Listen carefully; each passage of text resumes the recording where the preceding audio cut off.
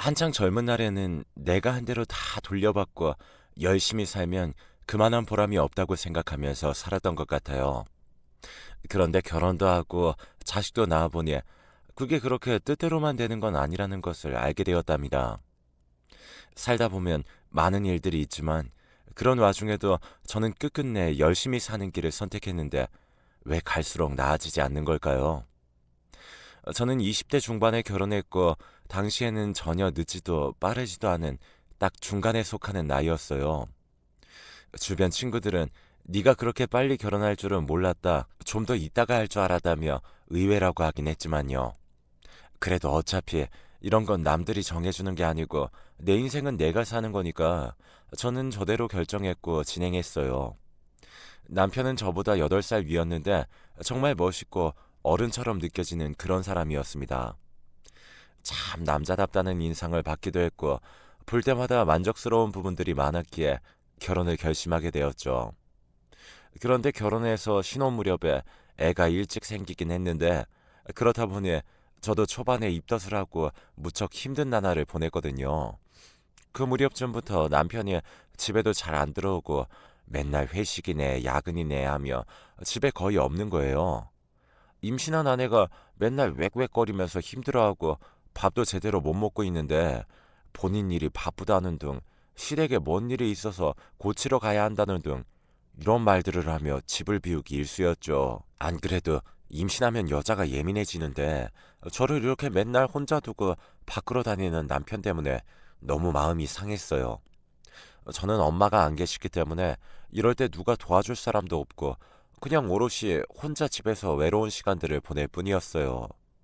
남편은 제가 아무리 붙잡고 흔들어대도 대꾸도 하지 않고 잠만 잘 뿐이었고 절 완전히 무시하고 있다는 게 느껴졌어요. 그러던 와중에 정말 너무 화가 나 참을 수 없는 일이 벌어졌는데요. 사실 남자가 이렇게 밖으로 돌면 뻔하다지만 역시나 제 남편도 그 비슷한 일을 하고 있었더군요. 임신한 아내를 두고 매일 그렇게 회식 핑계를 대며 총각 친구들과 밖에 어울려 다니면서 술집을 다니고 바람도 마음껏 피워대고 있었던 거예요. 이 사실도 제가 어떻게 알게 되었냐면 똑같이 고주망태가 된 웬 친구를 같이 집에 데리고 들어왔던 날 때문이에요. 새벽녘에 문이 부서져라 발로 차대는 바람에 어쩔 수 없이 열어주었는데 혼자가 아니라 둘이 들어온 거예요. 그 친구는 같이 남편과 들어와서는 아가씨를 부르라는 등 이상한 헛소리를 해대고 있더군요. 완전 정신이 나간 채로 둘 다 현관 앞에 널브러져 있는데 저는 도저히 마음을 제대로 가눌 수가 없었어요. 당장 남편 옷을 뒤져보니 여기저기에 술집에서 나온 듯한 영수증이 들어있고 말도 안 되는 금액들이 찍혀 있더라고요. 결국 임신 막달이 다 되어가는 임산부는 그 새벽에 잠도 못 자고 결혼 안 한 친구에게 전화해서 울며 하소연을 했어요. 친구 말로는 자기가 볼 땐 술집에 가서 엄한 일을 하고 온 것 같다며 제대로 야단치라고 하더군요. 이건 굳이 친구 입으로 듣지 않고도 제가 생각하기에도 충분히 그렇게 보이는 일이라 남편이 일어나는 순간 저는 붙들고 따지게 되었는데요. 적반하장도 유분수지라는 말이 왜 있는지 알 것 같더라고요. 저희 남편 같은 사람 들으라고 만들어 놓은 것 같더라고요. 이 영수증 뭐야? 당신 지금 임신한 부인 놔두고 밖에서 바람 피고 다니는 거야? 빨리 일어나 봐. 이에 남편은 거세게 성질내며 정말 믿을 수 없는 소리를 하더군요.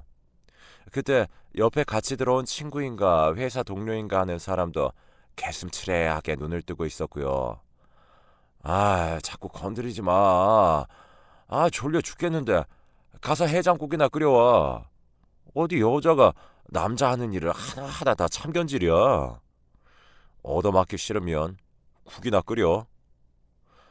이 말을 듣고 너무 피가 거꾸로 솟아서 저는 감당되지 않았고 계속 남편 옷을 붙잡고 당장 일어나라고 실랑이를 벌였는데요.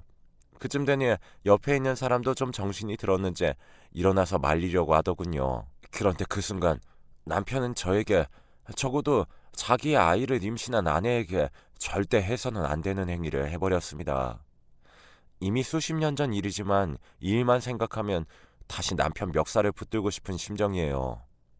남편은 계속 자기 양복을 붙잡고 소리 지르는 제가 성가셨던 건지 저리 가라며 저를 옆으로 확 밀쳐버렸어요.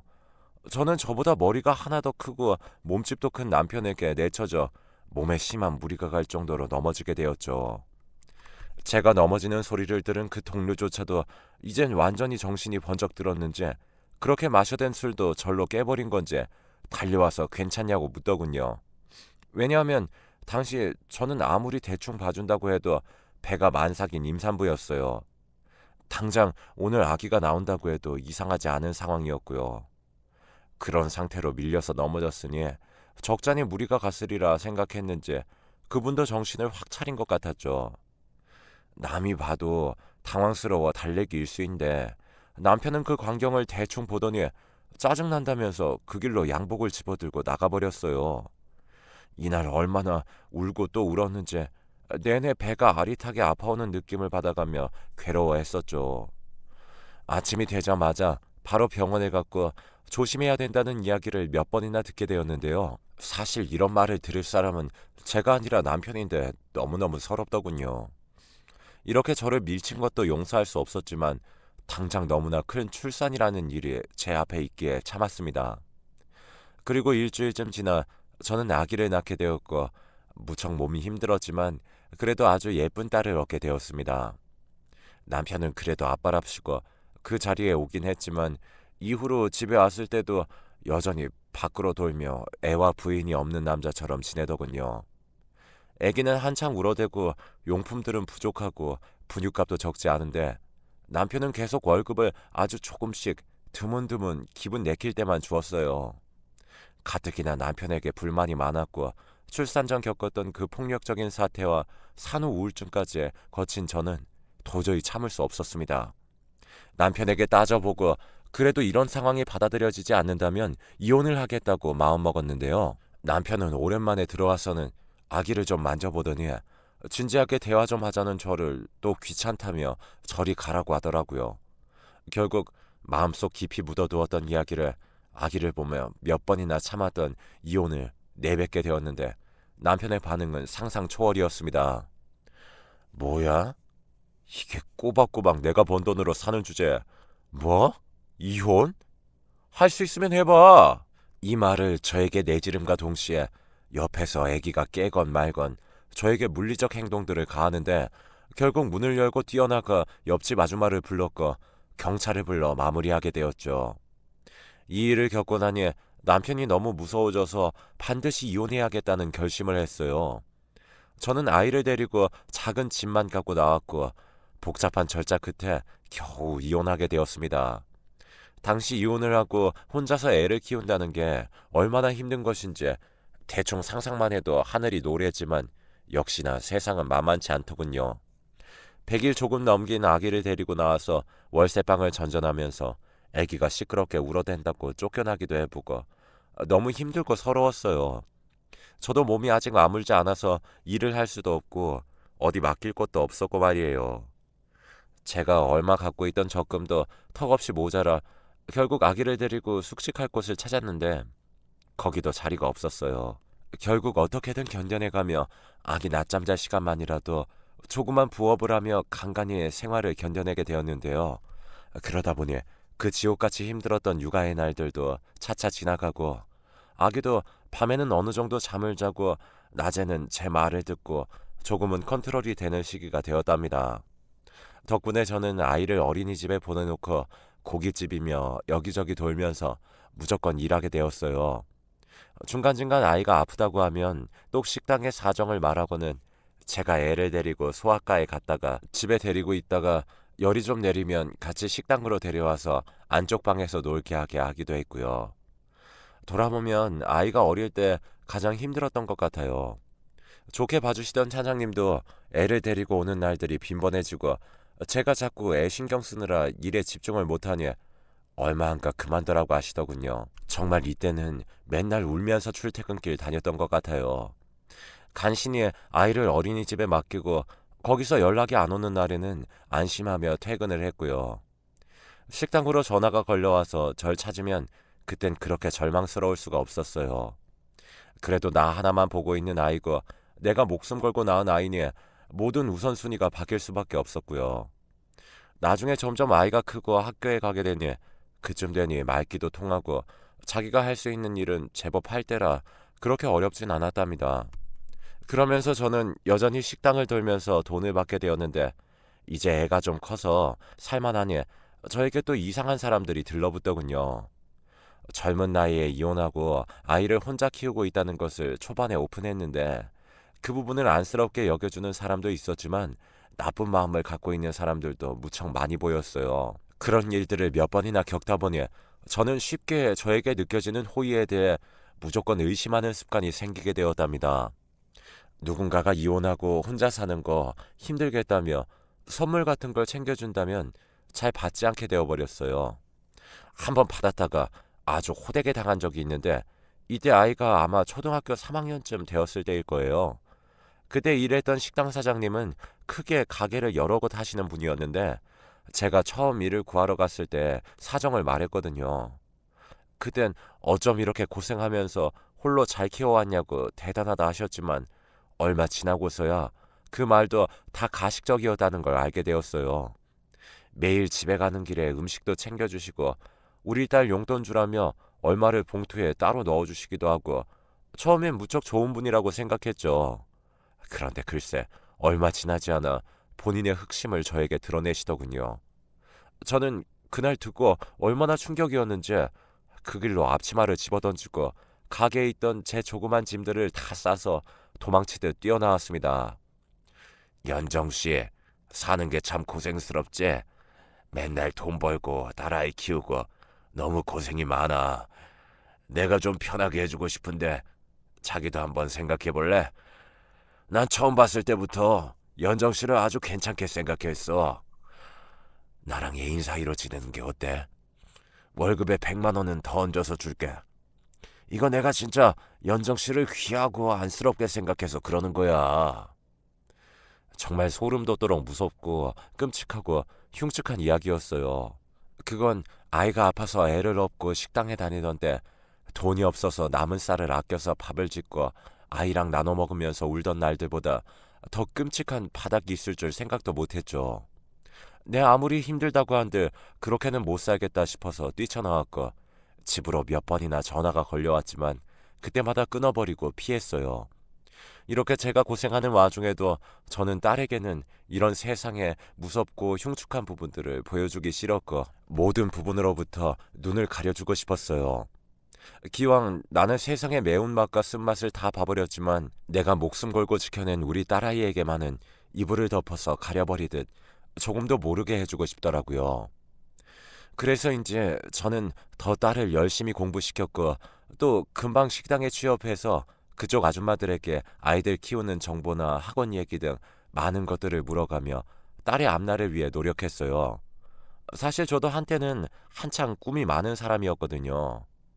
그런 꿈들을 펼쳐보지도 못한 채 빠르게 결혼해서 힘든 생활을 하고 이렇게 자식만 먹여 살리고 있었지만 그래도 내 아이는 잘 되길 바랐어요. 다들 사는 환경이나 상황은 어떨지 모르겠지만 자식을 키우는 엄마라면 다들 그렇게 생각하잖아요. 나보다는 아이의 삶이 훨씬 더 행복하길 바라니까요. 그렇게 저는 여기저기 물어가며 학원 정보도 알아보고 딸 앞으로 대학교 학비용 적금도 힘들게 쪼개서 넣고 정말 갖은 고생을 다 했던 것 같아요. 딸은 중간에 사춘기가 한번 오긴 했지만 그렇게 심하게 겪진 않았고 제 엄마가 고생하는 걸 알아서 그런지 딱히 불만도 갖지 않고 열심히 공부하더라고요. 아마 돌아보면 그 아이도 불만이 없진 않았을 거예요. 넉넉지 않은 형편에 살면서 자기가 사고 싶은 책이 있고 옷이 있고 먹고 싶은 게 있다고 해도 저는 그걸 떡하니 사주지는 못했으니까 말이에요. 하지만 제가 늘 강조하던 대로 열심히 공부를 했고 독서실이며 집이며 공부가 잘 되는 환경이건 아니건 늘 끊임없이 좋은 성적을 내어왔어요. 또래 친구들이 남자친구 사귄다는 얘기를 할 때도 저는 그런 건 흘려들으라며 대학 가고서 생각하라고 했고요. 그렇게 저와 딸의 노력이 함께 합쳐져서 이윽고 서울에 있는 명문대에 입학하게 되었습니다. 그 학교는 저에게도 있어서 참 동경하는 곳이었고 멋지게만 느껴졌던 곳이었는데 그곳에 딸이 가게 된다고 하니 너무 마음이 설레더군요. 딸도 무척이나 보람있게 생각했고 저도 그간 모았던 학비 통장을 주면서 말을 했어요. 현주야, 이거 엄마가 쭉 모아놨던 거야. 좀 부족하지만 그래도 얼마간은 학비 걱정 없이 다닐 수 있을 거야. 서울 가서 작은 방 하나 구하고 공부 열심히 하고 있으면 엄마가 그 사이에 계속해서 학비 보내줄게. 정말 고생했어, 우리 딸. 한편으론 한 번도 본격적으로 떨어져 지내본 적이 없는 딸이었기에 과연 혼자 밥도 챙겨 먹고 잘 살 수 있을까 싶어 걱정되기도 했었죠. 작은 공간을 하나 얻어서 살게 되었을 때도 주인집에 잘 부탁한다며 얼마 더 챙겨드리고 수시로 전화하며 딸을 신경 썼답니다. 딸 역시 처음에는 서울에 홀로 가면서 약간 겁도 났는지 저에게 매번 전화를 걸었어요. 정말 사소한 것들 하나부터 열까지 다 말하기도 하고 저도 그런 우리 딸이 거기서 잘 버텨주기를 매일의 일상들을 잘 살아내주기를 눈물겹게 바라고 또 바랐습니다. 그렇게 입학 후 어떤 식으로 지내고 있는지 저에게 쭉 보고를 해왔고 딸의 학비는 몇 년 정도 안정되긴 했으나 매달 서울에서 생활할 돈들도 부족할 것 같아 너무 신경 쓰이더라고요. 현재 살고 있는 집을 정리해서 딸에게 갈까 고민했다가 그것도 딱히 대책이 없고 말이에요. 그나마 지금 일하고 있는 식당이 그럭저럭 저에게 좋은 환경이었기 때문에 이걸 접고 서울로 올라가 제가 어떻게 돈을 충당할 수 있을지 잘 몰랐어요. 일단은 매번 그런 고민만 하면서 일하는 족족 딸에게 붙이고 저는 평소와 다름없이 아주 절실한 생활을 하고 있었답니다. 그러던 어느 날 허리가 너무 안 좋고 어깨에도 담이 온 듯 몸이 좀 아파서 그날은 출근을 하지 못했어요. 아무래도 매일매일 나가서 무거운 것들을 들고 반복적으로 힘쓰다 보니 무리했던 모양이에요.